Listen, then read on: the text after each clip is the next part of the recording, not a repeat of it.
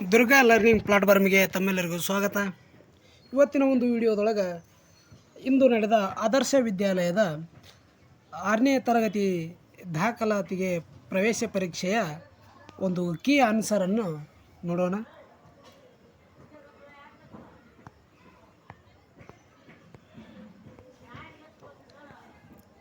ಮೊದಲಿಗೆ ಕನ್ನಡ ವಿಷಯದ ಕೀ ಆನ್ಸರ್ಗಳನ್ನು ನೋಡೋಣ. ಅವು ಮೊದಲೇ ಪ್ರಶ್ನೆ, ಗುರುಗಳ ಕೈಯಿಂದ ಇವರ ಮಗ ಈಗ ಜಿಲ್ಲಾಧಿಕಾರಿ. ಈ ವಾಕ್ಯದಲ್ಲಿರುವ ಅನುನಾಸಿಕ ಅಕ್ಷರವನ್ನು ಗುರುತಿಸಿ ಅಂತ ಹೇಳ್ಯಾರ. ಸೊ ಇಲ್ಲಿ ಸರಿಯಾದ ಉತ್ತರ ಆಪ್ಷನ್ ಬಿ ಅಂತೇಳಿ. ಅದೇ ರೀತಿಯಾಗಿ ಈ ಎರಡನೇ ಪ್ರಶ್ನೆಗೆ ಒಂದು ನೋಡೋಣ. ಒಬ್ಬರಿಂದ ಮತ್ತೊಬ್ಬರಿಗೆ ಹರಡುವ ರೋಗ ಅಂತ ಕೇಳ್ಯಾರ. ಸೊ ಇಲ್ಲಿ ಸರಿಯಾದ ಉತ್ತರ ಸೋಂಕು ಅಂತೇಳಿ. ಇನ್ನು ಅದೇ ರೀತಿಯಾಗಿ ಮೂರನೇ ಪ್ರಶ್ನೆ, ಕೈಲಾಸದಲ್ಲಿ ಬೃಹತ್ ಕೃಷಿ ವಸ್ತುಗಳ ನಾ ನೋಡಿದೆ. ಈ ವಾಕ್ಯದಲ್ಲಿರುವ ವಿಜಾತಿ ಸಂಯುಕ್ತಾಕ್ಷರ ಪದ ಅಂತ ಹೇಳ್ಯಾರ. ಸೊ ಇಲ್ಲಿ ಸರಿಯಾದ ಉತ್ತರ ವಸ್ತುಗಳು ಎಂಬುದು ಸರಿಯಾದ ಉತ್ತರ ಅಂತೇಳಿ.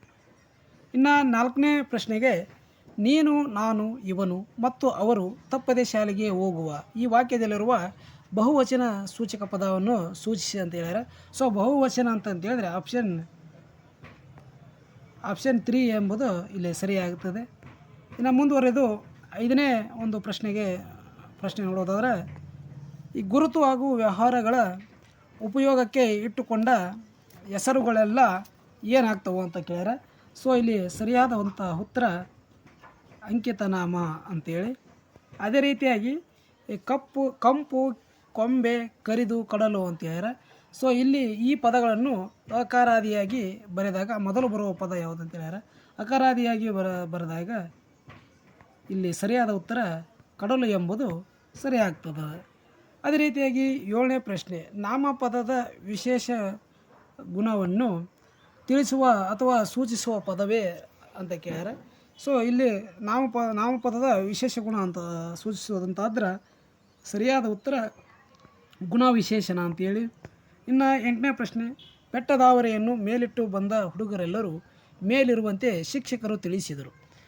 ಈ ಮೇಲಿನ ಯಾವ ಪದ ಬಿಡಿಸಿದಾಗ ಆದೇಶ ಸಂಧಿ ಆಗುತ್ತಂತ ಕೇಳ್ಯಾರ. ಸೊ ಇಲ್ಲಿ ಸರಿಯಾದ ಉತ್ತರ ಬೆಟ್ಟದಾವರೆ, ಬೆಟ್ಟ ಅದಕ್ಕೆ ತಾವರೆ, ಬೆಟ್ಟದಾವರೆ ಅಂತೇಳಿ. ಸೊ ಸರಿಯಾದ ಉತ್ತರ.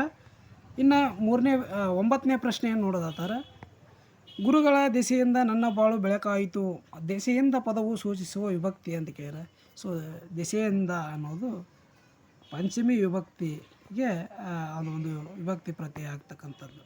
ಇನ್ನು 10ನೇ ಪ್ರಶ್ನೆ, ಮಗನು ತಂದೆಗೆ ಬರೆಯುವ ಪತ್ರವು ಯಾವುದಾಗಿರ್ತಂತ ಕೇಳ್ಯಾರ. ಸೊ ಸರಿಯಾದ ಉತ್ತರ ವೈಯಕ್ತಿಕ ಪತ್ರ ಅಂತೇಳಿ. ಇನ್ನು ಅದೇ ರೀತಿಯಾಗಿ ಮಾತಿಗಿಂತ ಕೃತಿ ಲೇಸು ಎಂಬ ತತ್ವ ಜನರಲ್ ಬೇವೂರ್ ಅವರದು ಅಂತ ಕೇಳ್ಯಾರ. ಸೊ ಈ ವಾಕ್ಯದಲ್ಲಿ ಬಳಕೆಯಾಗಿರುವ ಲೇಖನ ಚಿಹ್ನೆಗಳು ಯಾವುವು ಅಂತ ಕೇಳ್ಯಾರ. ಇಲ್ಲಿ ಸರಿಯಾದ ಉತ್ತರ ಎ ಆಪ್ಷನ್ನು ಉದ್ಧರಣ ಚಿಹ್ನೆ ಮತ್ತು ಪೂರ್ಣ ವಿರಾಮ ಚಿಹ್ನೆ ಆಗ್ತಕ್ಕಂಥದ್ದು ಸರಿಯಾದ ಉತ್ತರ ಆಗೈತಿ. ಅದೇ ರೀತಿಯಾಗಿ 12ನೇ ಪ್ರಶ್ನೆ, ಕಿತ್ತೂರನ್ನು ರಕ್ಷಿಸುವ ಅಚಲ ವಿಶ್ವಾಸದಿಂದ ರಾಯಣ್ಣ ಯುದ್ಧ ಮಾಡಿದನು. ಅಡಿಗೆರೆ ಎಳೆದ ಪದದ ವಿರುದ್ಧಾರ್ಥಕ ಪದವನ್ನು ಅಂದ್ರೆ ಅಚಲ ಪದದ ವಿರುದ್ಧಾರ್ಥಕ ಯಾವುದಂತ ಕೇಳ್ಯಾರ. ಸೊ ಅಚಲ ಪದದ ವಿರುದ್ಧಾರ್ಥಕ ಪದ ಯಾವುದಪ್ಪ ಅಂದ್ರೆ ನಿಶ್ಚಲ. ಹಾಗಾಗಿ ಸರಿಯಾದ ಉತ್ತರ ಎ ಅಂತೇಳಿ.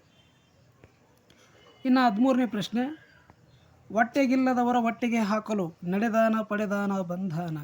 ಕುಣಿಸುವವರ ಹೊಟ್ಟೆ ತನ್ನಗಾಗಲಿ ಎಂದು ಮುಗಿಲಿಗೆ ಕೈ ಮುಗಿದು ನಿಂದಾನ ಅಂತ.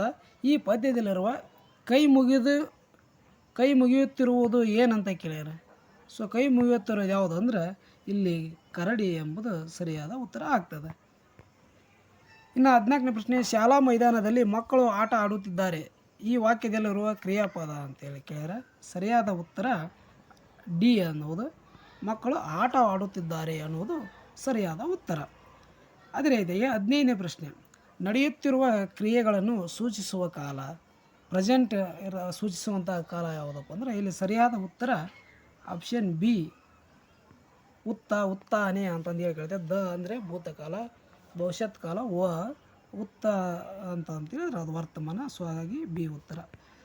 ಅದೇ ರೀತಿಯಾಗಿ 16ನೇ ಪ್ರಶ್ನೆ, ತಿನ್ನು ಧಾತುವನ್ನು ವರ್ತಮಾನ ಕಾಲದ ಉತ್ತಮ ಪುರುಷ ಏಕವಚನದ ಕ್ರಿಯಾರೂಪದಲ್ಲಿ ಬರೆದಾಗ, ತಿನ್ನು ಧಾತುವನ್ನು ವರ್ತಮಾನ ಕಾಲದ ಬರೆದಾಗ ನಾನು ತಿನ್ನುತ್ತೇನೆ ಎಂಬುದು ಸರಿಯಾದ ಉತ್ತರ ಆಗ್ತದೆ. ಸೊ ಇನ್ನೂ ನಮ್ಮ ಚಾನಲ್ ಸಬ್ಸ್ಕ್ರೈಬ್ ಆಗದೆ ನೋಡ್ತಕ್ಕಂಥವರು ಪ್ಲೀಸ್ ಸಬ್ಸ್ಕ್ರೈಬ್ ಮಾಡಿಕೊಡ್ರಿ. ಅದೇ ರೀತಿಯಾಗಿ ಒಂದು ಲೈಕನ್ನು ಕೊಡೋದ್ರ ಮೂಲಕ ನಮ್ಮ ಚಾನಲನ್ನು ಸಬ್ಸ್ಕ್ರೈಬ್ ಮಾಡಿಕೊಡ್ರಿ ಅಂತ ಹೇಳ್ತಾ ಇದಿಷ್ಟು ಕನ್ನಡದಾಗಿತ್ತು.